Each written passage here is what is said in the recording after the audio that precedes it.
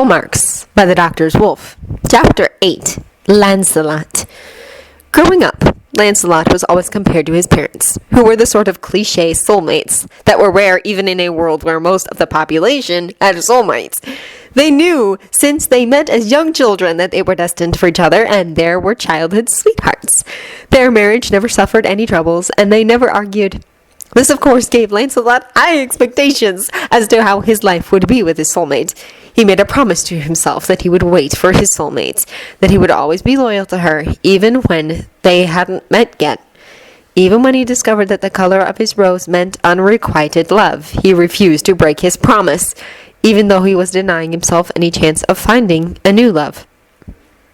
This promise to himself was made without his parents' knowledge, but was made because of their actions and stories. He grew up with their idealistic stories about how they always knew they were meant for each other even before they understood what their soul marks meant, that they didn't need anything to confirm what they already knew. They were made for each other.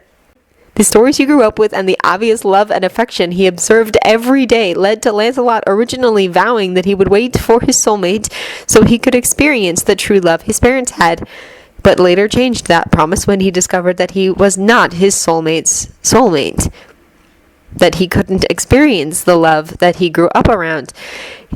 If he couldn't experience the love that he grew up around, he didn't want any romantic love in his life.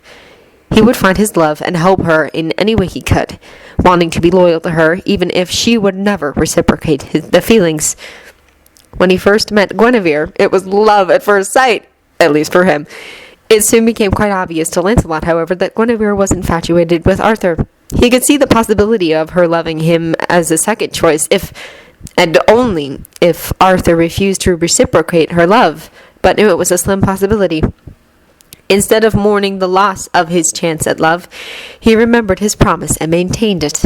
Lancelot became one of the best and noble knights that Camelot had ever known. His focus was on keeping Guinevere safe and happy, and therefore also keeping Arthur safe and happy. When Guinevere asked him to keep Arthur safe on the quest to heal the tear in the veil between the spirit world and the real world, he promised that he would keep Arthur safe, or die trying.